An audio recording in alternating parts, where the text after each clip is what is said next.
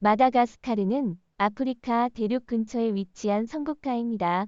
아프리카에 속하지만 마다가스카르는 독특한 생태계를 가지고 있으며 아프리카와는 많은 차이점을 보입니다. 이 섬에는 아프리카에는 없는 많은 비밀이 숨겨져 있습니다.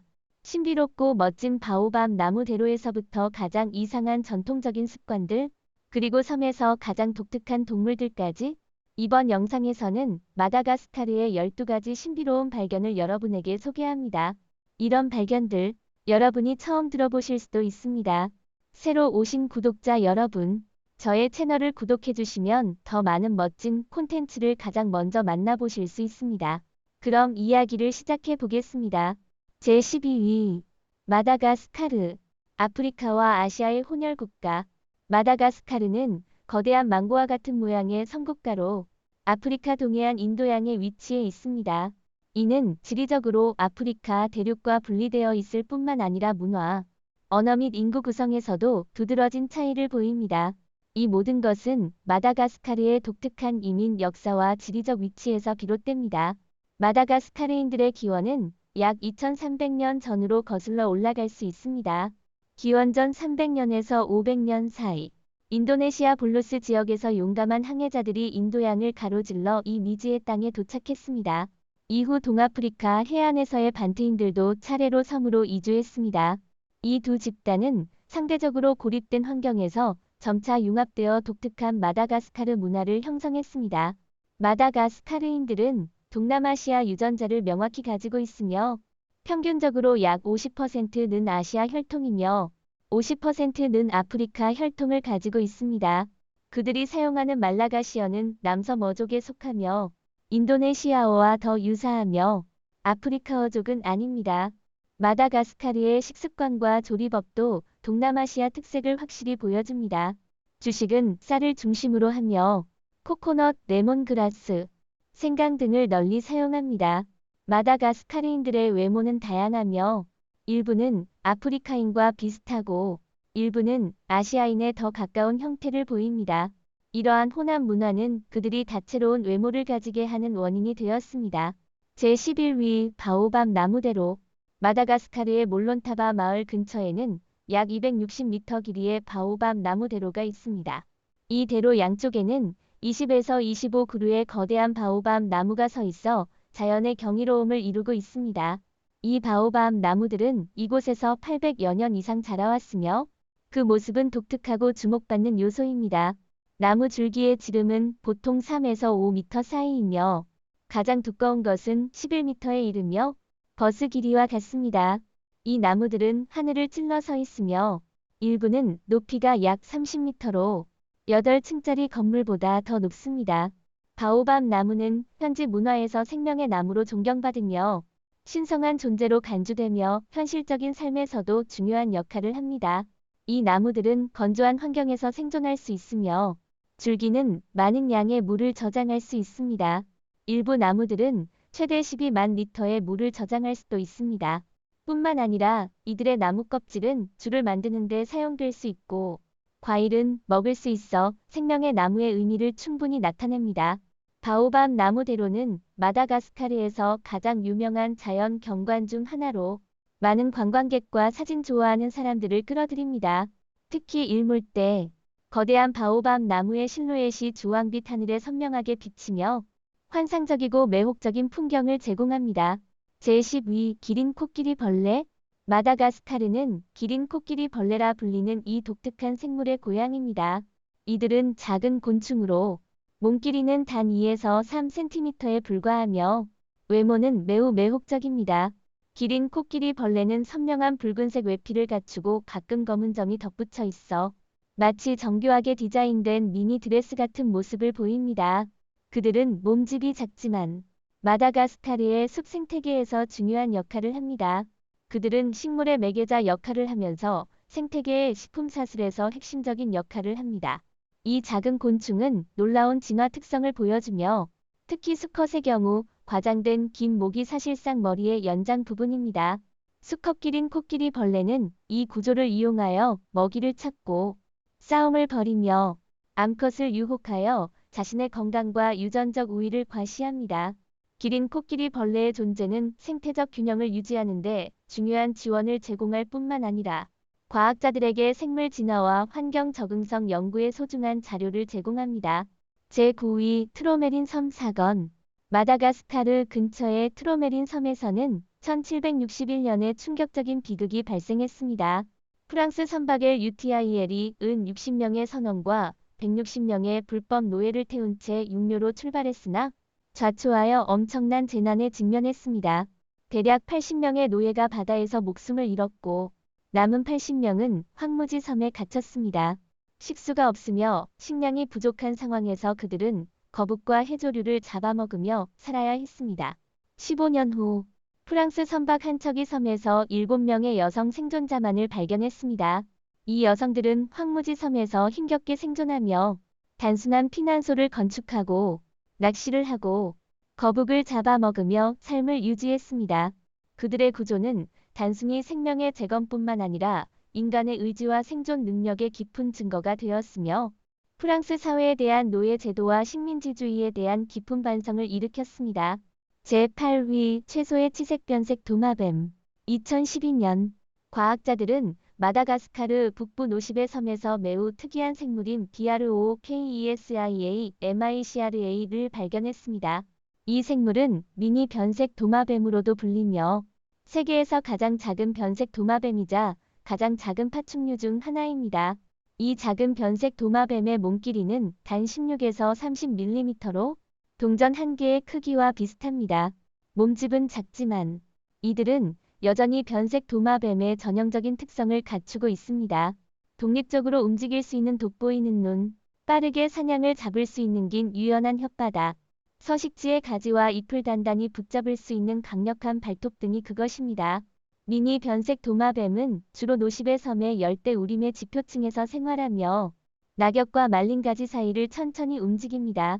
몸색은 주로 갈색 또는 회갈색이며 주변 환경에 따라 색을 바꿀 수 있어 완벽하게 위장할 수 있습니다. 이들은 작은 곤충과 다른 절지동물을 먹이로 삼으며 번식 시 한 번에 놀라운 크기의 알을 1에서 2개씩 낳습니다. 제7위 뼈를 뒤집는 축제. 마다가스카르 섬에는 매우 독특한 전통이 있습니다. 바로 뼈를 뒤집는 축제입니다. 이 전통은 5에서 7년마다 한 번씩 열리며 시기는 가족의 경제 상태와 현지의 점을 따라 결정됩니다. 축제 당일 가족 구성원들은 무덤으로 모여 조상의 무덤을 열고 조심스럽게 조상의 유골을 꺼냅니다.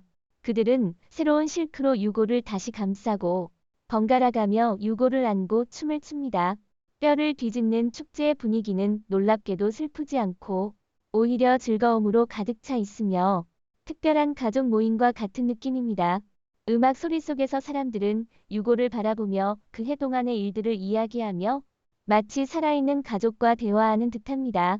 현지 사람들은 이 방식을 통해 죽은 가족과 다시 연결될 수 있다고 믿으며 어떤 사람들은 의식 이후에 꿈속에서 조상의 지침을 받을 수 있다고도 믿습니다. 뼈를 뒤집는 축제는 몇 일 동안 계속되며 기쁨 가득한 음악, 춤과 풍성한 연회와 함께 진행됩니다. 마지막으로 가족들은 유골을 다시 장사합니다. 뼈를 뒤집는 축제는 마다가스카르 사회에서 중요한 역할을 하며 가족의 결속력을 강화하고 사람들이 조상과의 정신적 연결을 유지할 수 있도록 돕습니다. 독특한 문화 전통을 계승하는 데 기여합니다. 제6위 마다가스카르의 왕. 마다가스카르에는 생태계의 최상단에 위치한 생물이 있습니다. 그 이름은 포사 FOSSAE로 중국어로는 마다가스카르 오소리 고양이라고도 불립니다. 또한 마다가스카르의 왕이라고도 불립니다. 포사는 독특하고 신비로운 동물로 마다가스카르에서만 살고 있습니다. 이 생물의 몸 길이는 일반적으로 60에서 80cm이며 꼬리는 거의 몸과 같은 길이로 나무에서 움직일 때 균형을 유지하는 데 도움을 줍니다. 포사의 외모는 매우 독특하며 둥근 머리, 큰 눈, 둥근 귀, 긴 몸과 꼬리가 특징입니다. 집고양이와 작은 표범 사이의 크기입니다. 마다가스카르 최대의 원생 육식 동물인 포사는 섬의 생태계에서 매우 중요한 역할을 합니다. 그들은 식품 사슬의 꼭대기에 위치하며 실제로 최고의 포식자입니다. 포사는 주로 무어족을 사냥하는데 동시에 다른 중소형 동물들도 잡아먹습니다. 포사의 생활 습성은 매우 흥미롭습니다. 그들은 대개 혼자서 활동하며 뛰어난 기동성을 보입니다. 땅에서나 나무 위에서도 탁월한 움직임을 보여줍니다. 포사의 발목 관절은 매우 유연하여 다른 동물들을 사냥할 때 큰 이점을 제공합니다. 매년 번식 계절에는 포사의 번식 행동이 매우 흥미롭습니다. 암컷은 높은 나무를 약속 장소로 선택하며 그때 여러 수컷이 암컷과 교배하기 위해 찾아옵니다. 새끼는 암컷이 성체가 될 때까지 홀로 키우게 됩니다. 다섯 번째, 메뚜기 침공. 2013년 마다가스카르는 역사상 가장 심각한 메뚜기 침공 사건 중 하나를 겪었습니다. 이 재앙은 2012년 말 하루나라는 이름의 태풍 덕분에 메뚜기 번식 조건이 극에 달하면서 시작되었습니다. 2013년이 도래함에 따라 대규모 메뚜기 침공이 이 섬국가를 완전히 강타했습니다. 마다가스카르의 약 절반 지역이 메뚜기의 침공을 겪었으며 각 메뚜기 떼는 10억 마리 이상으로 구성될 수 있었습니다. 이러한 드문 사태로 인해 당국은 메뚜기 침공을 전염병 상태로 선포했습니다. 보도에 따르면 메뚜기 떼는 마다가스카르의 대략 70%를 덮었으며 농작물과 목장에는 몰살적인 타격을 입혔고 약 1300만 명의 사람들이 기아 위험에 처해 있으며 그중 400만 명이 기아 상태에 있었습니다. 수십억 마리의 메뚜기가 밀집하게 날아다녀서 태양을 가려 잊을 수 없는 그림자를 만들었습니다. 하늘에는 메뚜기 떼가 검게 퍼져다니는 장면은 땅 위에 있는 사람들과 동물들에게 전에 없는 절망감을 느끼게 했습니다.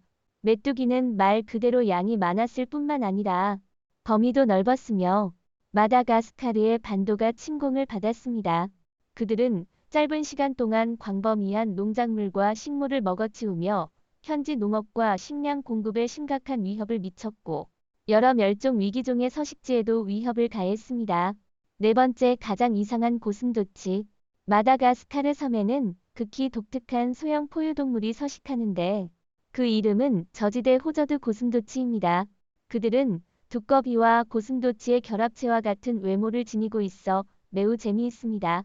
저지대 호저드 고슴도치의 몸 길이는 일반적으로 15에서 19cm이며 몸무게는 90에서 220g 사이입니다. 이들은 크기가 성인의 손바닥이나 중간 크기의 사과와 비슷합니다. 그들의 작고 유연한 체형은 복잡한 우림 환경에 적응할 수 있습니다. 그들의 외모 중에서 가장 주목할 만한 것은 철저히 단단한 가시 모양의 털로 덮인 온몸과 등에 두드러진 검은색과 황색의 줄무늬가 있는 것입니다. 이러한 외관은 그들에게 독특한 매력을 부여할 뿐만 아니라 위험한 상황에서 방어 무기로 작용할 수도 있습니다. 저지대 호저드 고슴도치는 긴 코를 지니고 있는 것이 그들의 상징적인 특징이며 또한 강력한 도구로 작용합니다. 그들은 뛰어난 후각을 가지고 있어 밤에도 쉽게 낙엽이나 흙 속에 숨은 곤충과 다른 작은 무척추 동물을 냄새로 감지할 수 있습니다. 이 탁월한 후각 능력은 그들이 먹이를 찾는 데 도움을 줄 뿐만 아니라 위험을 탐지하고 사회적 교류를 하며 번식 계절에는 짝을 찾는 데에도 도움을 줍니다. 저지대 호저드 고슴도치는 마다가스카르의 열대 우림에서 중요한 역할을 하며 생태계에서 필수적인 부분입니다. 세 번째, 여우원숭이. 마다가스카르. 이 아프리카 동해안에 위치한 신비로운 섬 나라는 매우 독특한 생물들의 고향이며 그 중에는 매혹적인 여우원숭이가 있습니다. 그들은 여우와 원숭이가 결합된 듯한 외모를 지니고 있으며 큰 눈과 긴 코가 그들의 특징입니다.